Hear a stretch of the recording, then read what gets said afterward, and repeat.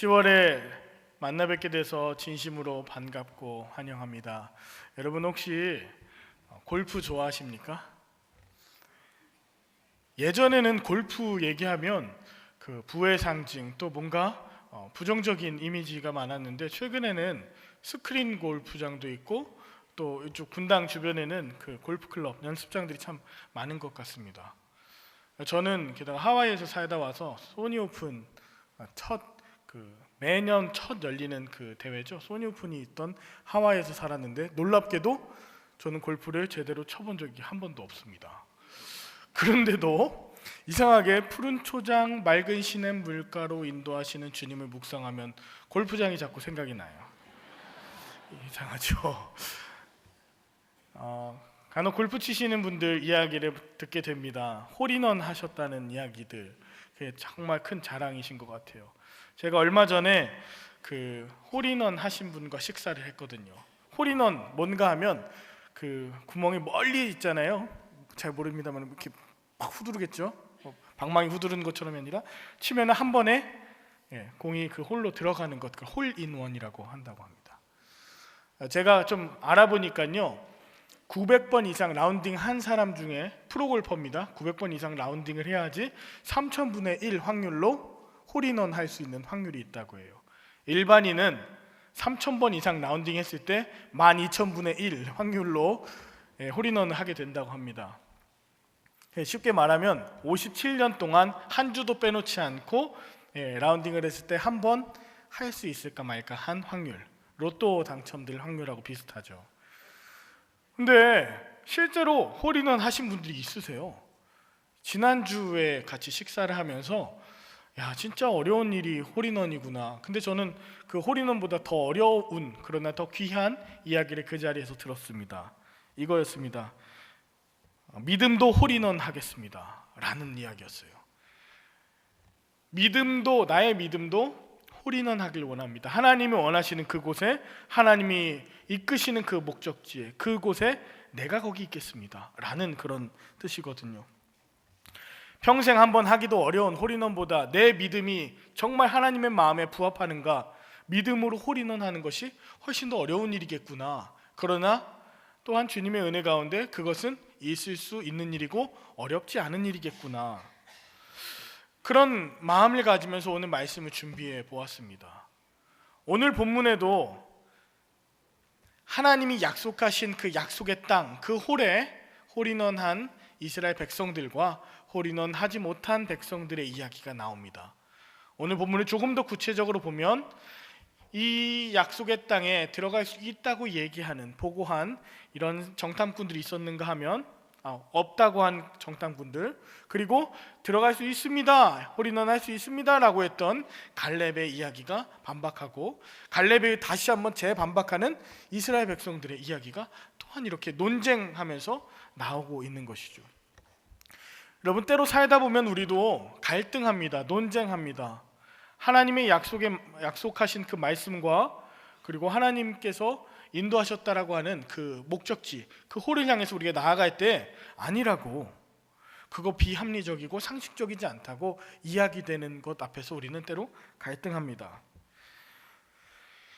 지도를 한번 보시면 이스라엘 백성들이 고센 지역에서 출애굽을 해서 홍해를 건너고 또 쓴물이 단물로 바뀌는 마라를 지나서 시내산에서 십계명을 받고 오늘 가데스 바네아에 있습니다.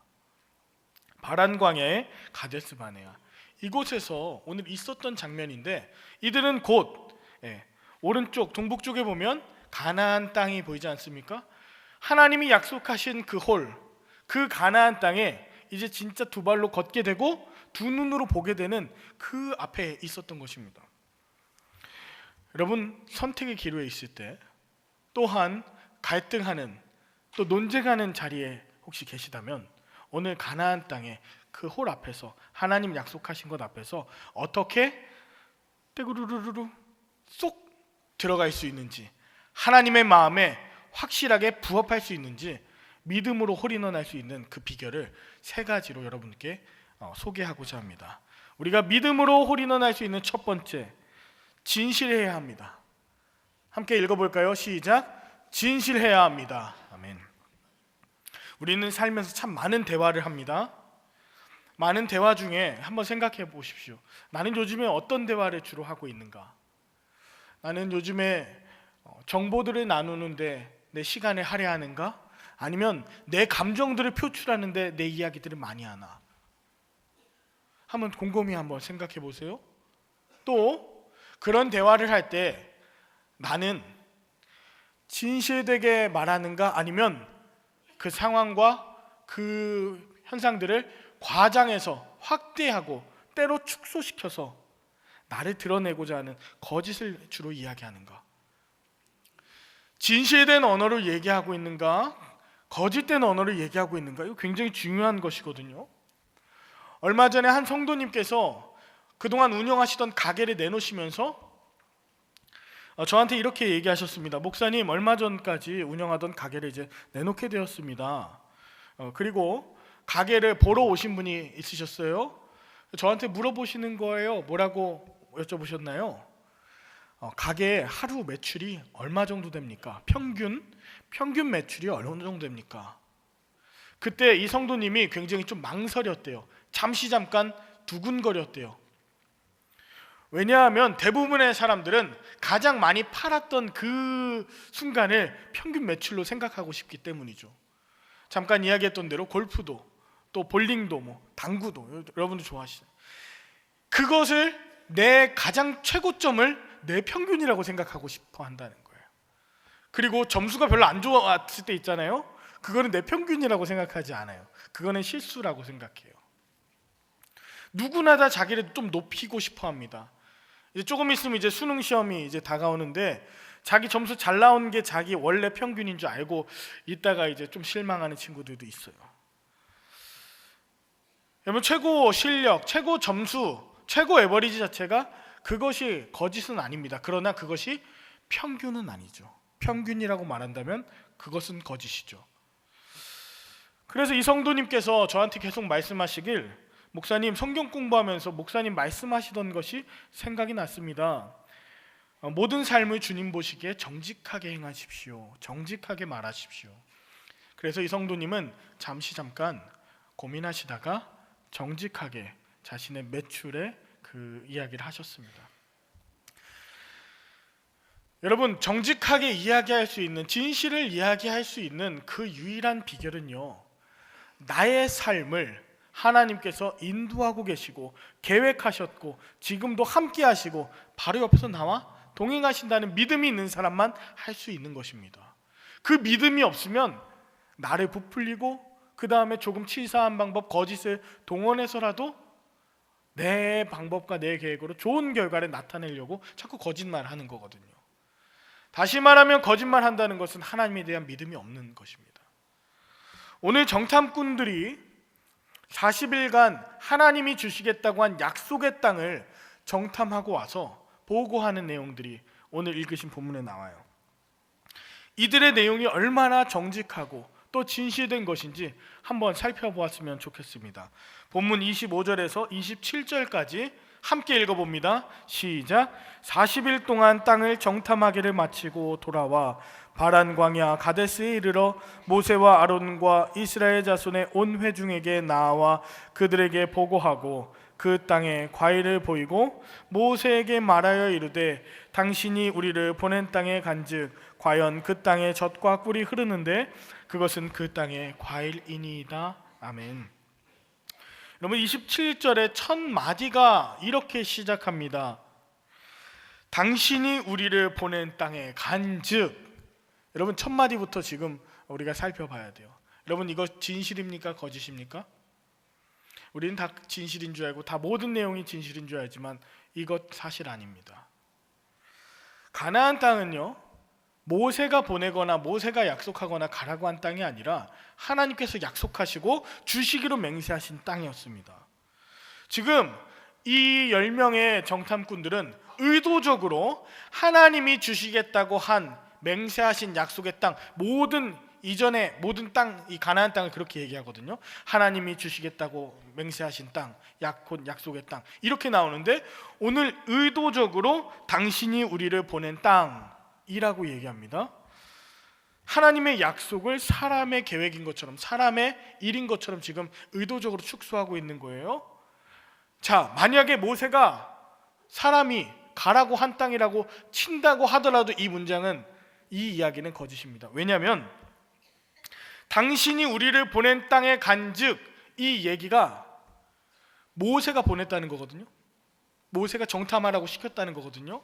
근데 신명기 1장 21절에서 22절에 보면 이렇게 나옵니다.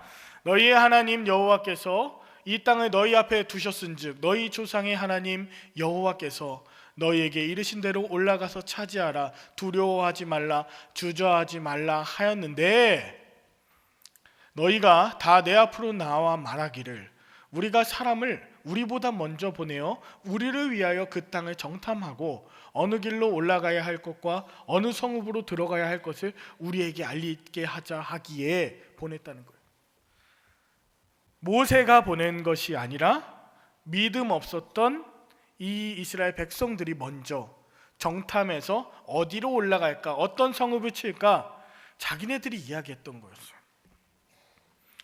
여러분, 왜 이렇게 거짓말을 할까요? 아까 말씀드린 대로 하나님의 약속, 하나님에 대한 믿음이 없기 때문에 지금 거짓을 이야기하고 있습니다. 게다가 28절부터는 사실이 아닌 감정이 들어간 해석을 늘어놓습니다. 여러분, 사실과 해석은 다릅니다. 28절 읽어볼까요? 그러나 그 땅 거주민은 강하고 성읍은 견고하고 심히 클 뿐 아니라 거기서 안악자손을 보았으며.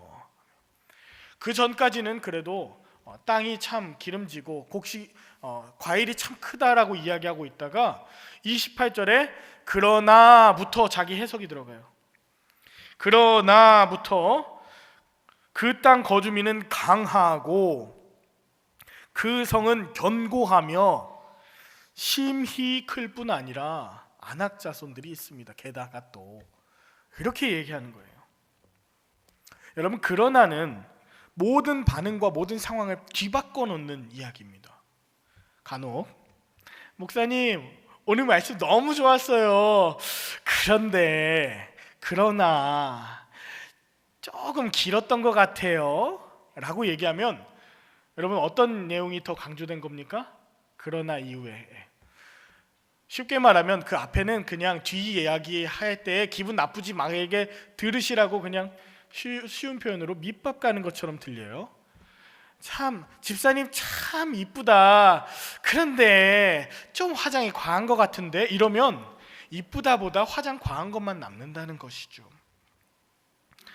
아무리 진실되고 사실적인 이야기를 하더라도 사람들은 그러나 그 뒤의 내용을 기억합니다. 미래에 대한 이야기를 나누고 하나님에 대한 약속에 대한 이야기를 나누는데 나의 인간적인 해석, 즉 그러나라는 것은 하나님의 말씀 앞에 어울리거나 합당하지 않은 표현입니다. 하나님의 말씀은 언제든지 예가 되고 그리고가 됩니다. 여러분, 뭐라고요? 무슨 표현이 된다고요? 그리고. 그러나보다 그리고를 많이 사용하십시오.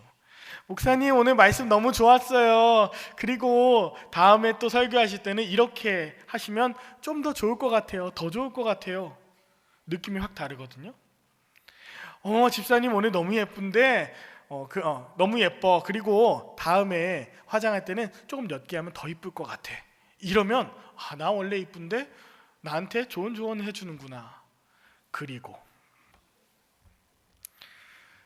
그러나라고 하는 것은 진짜 사실이 아니고 완전히 그 모든 거짓된 상황을 뒤집을 때 쓰는 표현입니다. 하나님의 말씀 앞에 우리가 늘 그리고 하나님이 어떻게 역사하실지 우리가 순종한 마음으로 따라가는 그리고를 많이 사용하시길 바라요. 오늘 28절에 처음부터 그러나 이 표현이 참 많이 가슴이 아팠어요. 게다가 갈렙의 이야기가 30절에 나오고 31절부터 33절에는 이번에는 과장과 축소의 거짓들이 계속 나옵니다. 31절 보니까 그와 함께 올라갔던 사람들은 이르되 우리는 능히 올라가서 그 백성을 치지 못하리라. 그들은 우리보다 강하니라. 비교합니다. 그들은 우리보다 강해. 32절에 사람들 앞에서 그 정탐했던 땅, 아까는 기름지고 굉장히 좋았던 땅을 이번에는 뭐예요? 악평합니다. 그 땅은 거주민을 삼키는 땅이라고 악평해요.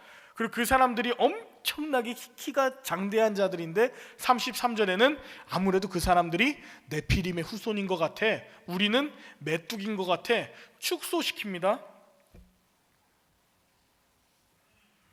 여러분, 특별히 많은 부분들이 지금 잘못되었지만 32절에 이런 표현이 나왔어요. 그 땅 거주민을 삼키는 땅, 그 거주민을 삼키는 땅. 여러분, 이게 진짜 위험한 말이거든요. 그 땅은 살인하는 땅이다, 그 땅에 가면 다 죽는다 라는 말이에요. 그런데 고대 근동의 율법에, 특별히 신명기 19장에 보면 이런 이야기가 나옵니다. 만일 위증하는 사람이 있어서 어떤 사람이 악을 행하였다고 말하면, 다시 말하면 저 사람 나빴어요, 저 사람 죄를 범했어요 했는데 실제로 죄를 범하지 않았으면 제사장 앞에서 거짓으로 그게 판명이 되면 19절에 뭐냐면 그가 그 형제에게 행하려고 꾀한 그 모든 것을 내가 받는 거예요. 쉽게 말하면 거짓말로 뒤집어 씌우려고 했던 것을 내가 받는다는 거예요. 오늘 지금 하나님이 주시겠다고 한 약속의 땅, 그 호를 지금 뭐라 그랬냐면 그 거주민을 삼키는 땅이라고 거짓으로 말했잖아요. 그러면 이것을 누가 돌려받는다고요? 말한 사람이 다시 돌려받아요. 실제로 민수기 14장에 나옵니다. 36절 37절에 모세의 보냄을 받고 땅을 정탐하고 돌아와서 그 땅을 악평하여 온 회중이 모세를 원망하게 한 사람, 곧 그 땅에 대해서 악평한 자들은 여호와 앞에서 재앙으로 죽었어요. 그 땅이 살인하게 만드는 땅이라고 거짓말했던 사람은 자기가 그 보응을 받았다는 거예요. 여러분, 진짜 진실해야 합니다.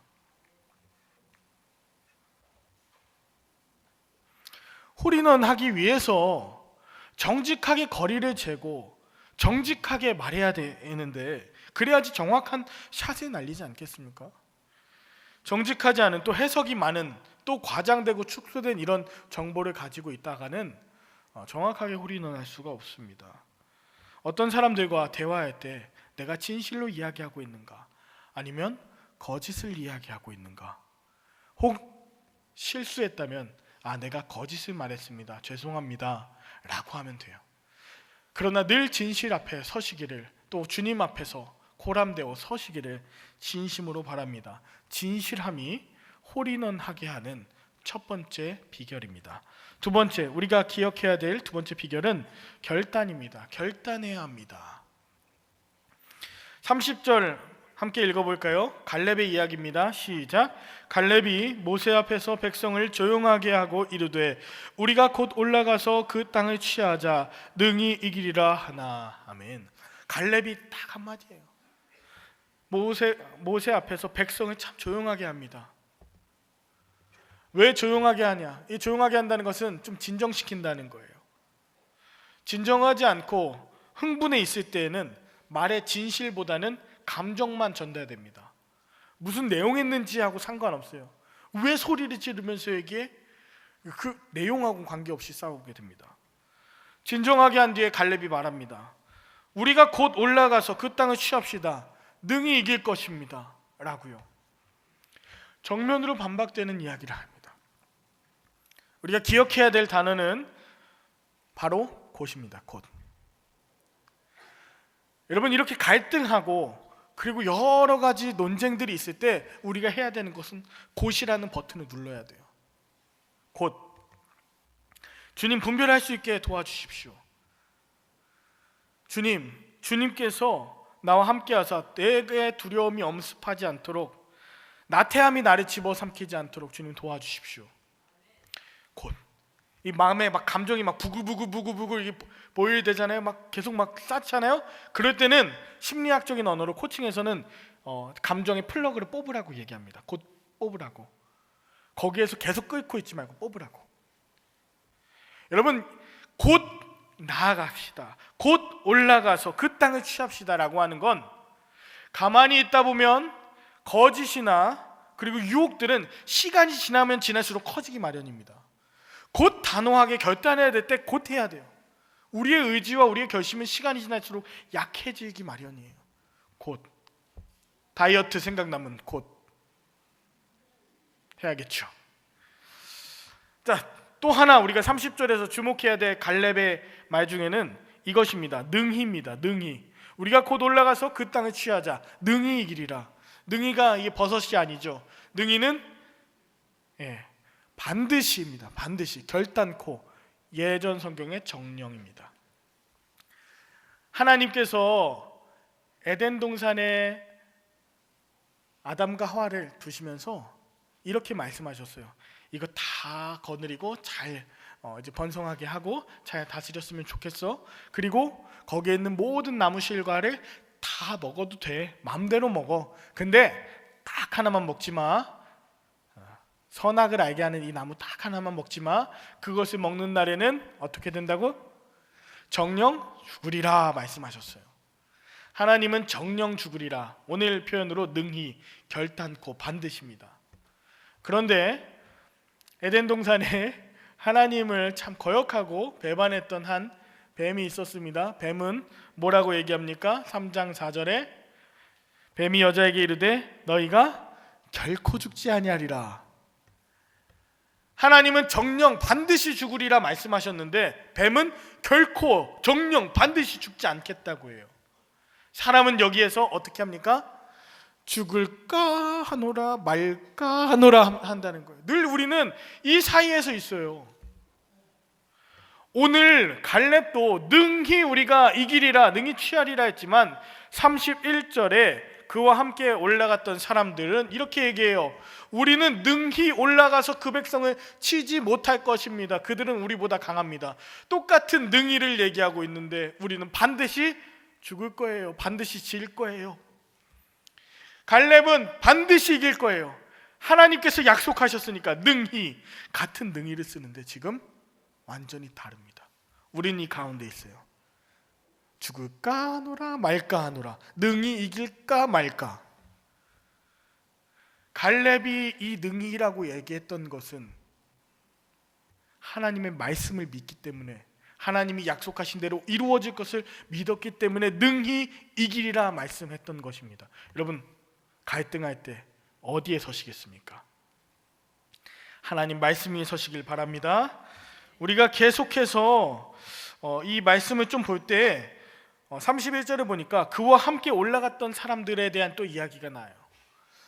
이 사람들은 최소 10명이었거든요. 여호수아 갈렙을 제외한 10명, 다수였어요. 절대 다수. 하나님의 약속을 사람의 것으로 축소시키고 하나님이 능히 결단코라고 얘기했던 것을 마치 뱀이 능히 결단코 안 된다고 얘기했던 것처럼 그렇게 만들어버린 그런 사람들, 다수였어요.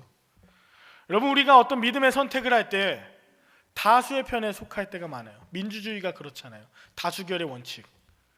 그러나 우리 믿음의 사람들은 다수결의 원칙에 따라서 다수에 서는 자가 아니라 하나님의 말씀 위에 서는 자인 줄로 믿습니다. 반드시 진실과 정직함에 하나님의 말씀 가운데 서서 결단하고 행하는 것이 우리 크리스찬입니다. 적당하게 한 번 이야기하고 아님 말고가 아니라 끝까지 목숨 걸고 이야기하는 것이 우리 크리스찬이에요. 제가 요즘에 조금 두렵고 떨립니다. 개인적으로 나 이렇게 목회자로서 계속 살아도 되는가? 라는 생각이 들 때가 있어요. 예전보다 설교하는 횟수가 많아지다 보니까 말에 영향력이 생겨요. 설교 준비할 때도 조금은 알 것 같아요. 아무래도 조금 할 때보다 여러 번 하다 보니까 조금 더 단련이 되고, 그리고 준비하는데도 조금 더 수월해지는 것 같습니다. 그런데 그때 더 많은 유혹이 들어요. 사람들이 좋아하는 말, 다수가 원하는 말, 조금 과장되고 축소된 말, 없는 말, 거짓된 말이라도 하고 싶은 그런 욕심이 막 튀어나온다는 것이죠. 얼마 전에 교단 총회가 있었는데 참 마음이 아팠어요. 목사님들이 처음에는 분명히 그렇지 않으셨을 거예요. 돈도 명예도 그리고 성적인 타락도 있지 않았을 텐데 끝까지 못 가고, 왜 그 홀 앞에서 끝까지 못 가고 딴 데로 가거나, 왜 자기 생각으로 더 많이 가거나, 왜 그래야만 할까? 참 두려워요. 하나님, 끝까지 잘 홀인원 할 수 있을까요? 끝까지 주님 맡겨주신 십자가 가지고 마지막 그 목적지까지 갈 수 있을까요? 하나님, 말할 기회가 많아질수록 여기에 대한 책임과 하나님에 대한 이 말씀에 대한 확신이 더 분명한 갈렙 같아져야 되는데 절대 다수의 선 그런 사람들처럼 그런 정탐꾼 될까봐 정말 두려워요. 지난 한 주간 이 찬양 후렴 가사가 계속 떠올랐어요. 신실하신 하나님, 실수가 없으신 좋으신 나의 주. 이렇게 찬양하죠. 신실하신 하나님, 실수가 없으신 좋으신 나의 주. 신실하신 하나님, 실수가 없으신 좋으신 나의 주. 좋으신 나의 주. 좋다라고 하는 이 굿은 가디소 굿, 유아 굿의 굿은 좋다라는 좋으신 뜻도 있지만 선하신, 가장 옳으신 주님이란 뜻이 있어요. 하나님, 내가 때로 실수하고 실패했을 때 인간적으로 그러는 거는 두렵지 않은데 하나님, 신실하신 하나님을 내가 그 영광을 가릴까? 그것이 두렵습니다.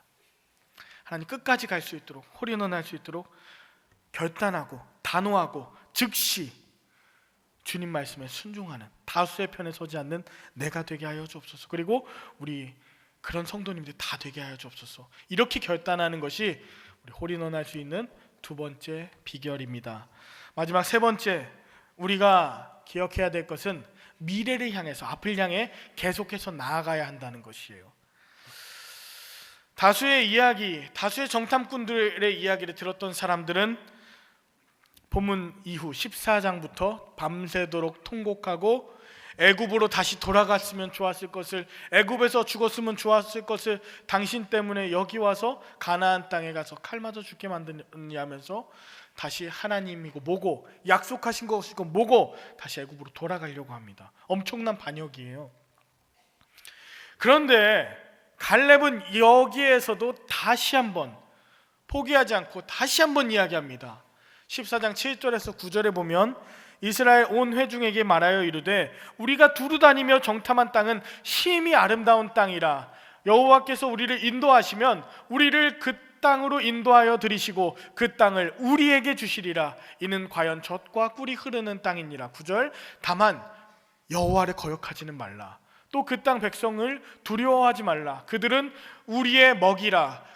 그들의 보호자는 그들에게서 떠났고 여호와는 우리와 함께 하신다. 그들을 두려워하지 말라 하면서 자신을 알아주지도 않고 그리고 자신을 원망하고 자신의 이야기를 들어주지 않고 오히려 화내는 그들에게 위로하고 격려하고 다시금 일어나자고 할 수 있다고 이야기합니다. 게다가 제가 좀 강조해서 읽었던 부분이 있는데 8절 9절에 나오는 우리예요. 우리. 마음 같아서는 하나님 나만 들어가게 해주세요 라고 할 수 있고 당신들은 못 들어갈 거야 라고 할 수 있지만 우리의 하나님, 우리와 함께 하시는 하나님, 우리를 인도하여 주시는 하나님, 그 하나님을 담대하게 갈렙은 이야기하고 있습니다. 그렇습니다. 각자의 믿음이 아니라 우리의 믿음이 참 중요한 것이 미래를 향해 나아가는 것, 그 비결입니다. 요한일서 5장 4절에 보니까 무릇 하나님께로 난 자마다, 이거 같이 읽겠습니다. 시작. 무릇 하나님께로 난 자마다 세상을 이기느니라. 세상을 이기는 승리는 이것이니 우리의 믿음이니라. 아멘. 우리의 믿음이에요. 미래는 혼자 가지 않아요. 내 생각과 다르다고 다양한 생각들이 있지만 그러나 함께 가는 거예요. 나를 반대했던 사람도 함께 가자고 하는 거예요. 지쳐있던 사람도 함께 가자고 하는 거예요. 우리 한신교회 미래도 함께 가야 되는 거예요. 하나님께서 모든 과정과 모든 의견들과 모든 하나님을 향한 그 마음으로 다시 한번 갈렙처럼 우리 함께 갑시다. 우리 능히 이길 수 있습니다. 그들을 두려워하지 맙시다라고 오늘 초청하고 계시는 것이죠. 다만 왜 그런 일이 있나, 왜 이렇게 신뢰하지 못하고 왜 그렇게 메뚜기 같다고 표현하나 보니 가나안 땅 내 능력으로 간다고 착각하기 때문인 것 같아요. 내 능력으로 갈 수가 없어요. 이전에도 홍해를 가른 적도 없고 2년 넘게 먹었던 메추라기와 만나를 내 힘으로 내린 것은 하나도 없었어요. 우리의 삶도 돌아보면 과거부터 지금까지 하나님께서 인도하셨고, 우리의 미래도 앞으로도 내 능력이 아니라 주님의 능력으로 인도하여 주실 것을 믿을 때, 주님께서 바로 앞에서 옆에서 동행하시고 앞서 나가신다는 것을 우리가 확신할 때에 우리는 담대하게 나갈 수 있습니다. 그 담대하게 나갈 때 무엇이 있느냐? 생명의 면류관이 있는 줄로 믿습니다.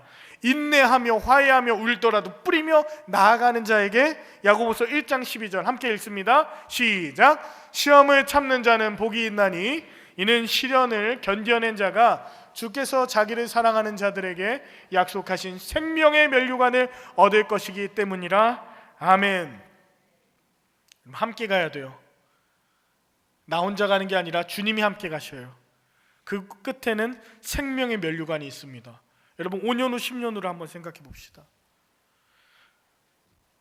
5년 후 10년 후 그리고 미래, 아니 영원을 한번 좀 바라보자고요. 크리스찬은 과거를 사는 자가 아니라 현재를 통해서 미래, 영원을 사는 자이지 않습니까? 내 때가 끝이 아니라 내 다음 세대가 있음을 또한 기억해야 됩니다. 한신교회 지금 끝이 아니라 앞으로도 나아갈 10년 후, 20년 후 하나님께서 복음의 전초기지로 사용하실 그 미래가, 그 약속이 있지 않습니까? 끝까지 홀인원해야 된다는 것이죠. 제가 며칠 전에 제 페이스북에다 쓴 글을 소개하고 말씀 정리할까 합니다. 제가 2주 전에 아내와 그리고 아기 이삭이와 함께 서울대공원 과천에 좀 다녀왔습니다. 동물 중에 가장 무서운 동물 호랑이를 좀 보고 싶었습니다. 진짜 봤어요. 그리고 그 호랑이관 앞에 이만한 그 호랑이 동상이 있는 거예요. 얼굴만 이만해요. 진짜 커요. 그리고 새끼 호랑이도 있는데 새끼 호랑이도 커요. 그 동상에서 사진을 찍는 포토존이었는데 거기서 기다리고 있었어요. 사람들이 한 사람씩 찍고 저희 앞에 있는 사람이 이제 찍으려고 하는데 한 아이가 그 동상이 너무 리얼하니까 울면서 안 찍겠다고 하는 거예요. 막 울고 막 무서우니까. 근데 그 아기는 우는데 아빠는 웃고 있었어요. 엄마도 웃고 있었어요. 야, 애가 무서운 거 아니야. 그렇게 이야기하고 있는데 우리를 보면서 좀 민망했나 봐요. 이거 무서운 거 아닌데 하면서 비켜주더라고요. 그래서 이제 이삭이하고 같이 이삭이를 앉혀놓고 사진을 찍었습니다. 그리고 글을 올리면서 이런 걸 적었어요. 좀 나누고 싶어서 여러분 앞에 읽어드립니다. 이삭아, 지금처럼 눈앞에 있는 호랑이 동상을 무서워하지 말고 너를 보는 아빠의 눈을 보며 살았으면 좋겠어. 그 녀석은 널 해치지도 위협하지도 못한단다. 그냥 지나쳐버리면 따라오지도 못한단다. 아무것도 아닌 동상이란다. 세상에 그런 게 참 많아. 두렵고 염려하게 하는 거짓 동상들. 두려움을 주는 그 정체 위에 올라서 볼래? 그저 정직하고 진실하게 사는 것, 그게 그 두려움에 올라서는 원동력이란다. 그래도 무서우면 힘내서 어흥하고 소리쳐보자. 그러면 약간 힘이 날 거야. 그럴 땐 아빠랑 엄마도 함께 할게. 앞으로도 함께 하자. 어흥 하면서 사진을 어흥하고 찍었습니다. 아마 가나안 땅 앞에서 무섭고 두려워하는 자들에게 하나님 이 마음 아니실까? 그거 아무것도 아니야. 거짓 동상이야. 두려움을 줄 수 없어. 여러분 말씀 마무리합니다. 우리도 각자의 삶과 또 문제 앞에서 갈등하고 또 그 가나안 땅에 들어갈 수 있을까 없을까 그렇게 염려하며 근심하며 혹시 이 자리에 나오신 분 계십니까? 지난 한 주간에도 수많은 일들이 있었어요. 과연 하나님께서 약속하신 그 영원한 천국 가운데 내가 나아갈 수 있을까? 진짜 홀인원 할 수 있을까? 수능 열심히 공부했는데 내가 원하는 성적으로 좋은 대학에 합격할 수 있을까? 지금 내가 치료받고 있는 과정 가운데 하나님 약속하신 그 치료에, 그 회복에 홀인원을 할 수 있을까? 여러분 기대하십시오. 그리고 확신하십시오. 하나님께서 우리 각자의 삶과 우리 교회까지 머지않아 가나안 그 홀인원하게 하실 줄로 믿습니다. 그러나 눈앞에 여전히 보이는 견고한 성, 그리고 수없이 우리를 두렵게 만드는 일들도 있을 줄로 압니다. 그때 기억하십시오. 말씀 정리하면서 늘 정직하고 이야기하시되 진실하게 하시고 내 해석의 그러나보다 믿음의 그리고를 많이 사용하시기를 바랍니다. 말씀으로 순종하시면서 이야기하시되 믿음의 편에 하나님의 말씀에 서시기를 바랍니다. 그리고 갈렙처럼 5년 후 10년 후 미래와 영원을 바라보시면서 끊임없이 포기하지 말고 다시금 달려나가시길 바랍니다. 그리해서 우리 주님 예비하신 그 믿음의 가나안 땅에서 우리 모두 우리 주님과 함께 홀인원하게 되시는 저와 여러분도 될 수 있기를 예수 그리스도의 이름으로 간절히 축원합니다. 기도하겠습니다. 살아계신 하나님 아버지 감사합니다. 우리가 늘 진실함으로 말하게 하여 주시옵소서. 단호하게 결단함으로 행동하게 하여 주시옵소서. 또 미래를 향해서 끊임없이 나아가게 하여 주시옵소서. 그리하여 우리가 머지않아 가나안 땅에 입성하게 될 때 한 사람도 낙오하지 않고 모두 믿음으로 홀인원하게 하여 주옵소서. 우리와 동행하시며 먼저 생명의 길에 본을 보여주신 예수 그리스도의 이름으로 기도 올리옵나이다. 아멘.